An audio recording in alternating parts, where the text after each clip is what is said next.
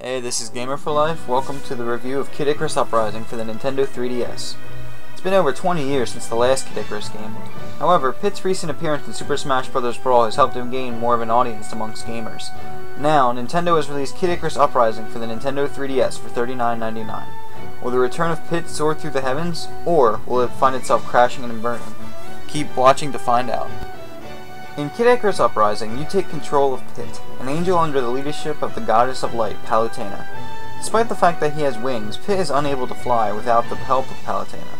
Medusa, an enemy from the underworld, has invaded the world of the living, where humans dwell. It is up to Pit to defeat the army of the underworld and save humanity. Along the way, Pit will encounter new friends and foes who will join in this all-out battle. The gameplay in Kid Icarus Uprising is broken into two parts. The first part is aerial combat. Similar to the Star Fox franchise, the aerial combat will have Pit flying through different courses, shooting any enemies in his way. This is where the gameplay is at its best. The action is relentless, fast-paced, and exciting. It's also a lot of fun. The other type of gameplay is ground combat. During the ground combat, you will be traveling through levels in a third-person perspective, fighting your way to the boss at the end of each level. To help Pit traverse the ground levels, you can equip different weapons and abilities.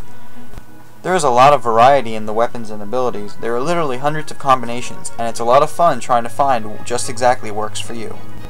In the end, the ground combat works quite well, but it really isn't as good as the aerial combat, as that is where the game truly shines. The one part of Kid Icarus that wasn't so great is the controls. The default controls were difficult to use, and my hand hurt when I played after only a few minutes. It's definitely recommended that you experiment with the control layout until you find a layout that works for you. Once you are comfortable with the controls, there really isn't anything else wrong with this game. Kid Icarus Uprising also has 6-player multiplayer, which includes Team Deathmatch and Free-For-All. The multiplayer is fun and works very well. I would like to see this multiplayer again if Pit ever makes an appearance on the Wii U, which I feel he will. The design for Uprising is simply amazing. The graphics are colorful and appealing. The music is great and very fitting. Throughout the game, the characters will share dialogue. The dialogue is funny, well written, and self-aware, and you will find yourself paying more attention to the dialogue in some points. I don't normally buy games on the 3DS for the 3D effect, as I feel it's just a gimmick and an add-on that Nintendo used to cash in on the popular fad. But I sincerely enjoyed the 3D effects in this game.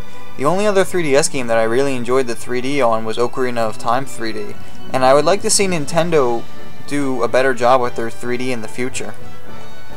Overall, Kid Icarus Uprising has plenty of content to keep players returning to the game. There are hundreds of in-game achievements, an idle trophy system, and the fun multiplayer. The design is great, and the game is just a lot of fun to play. The controls are hard to master, but that does not stop Pit's first outing in years from being stunning. Hopefully, Pit will be soaring his way to the Wii U in the near future. The final score for this game is 9.5 out of 10. Be sure to check in with UGRgaming.com for the latest and greatest news and reviews in gaming. Thanks for watching.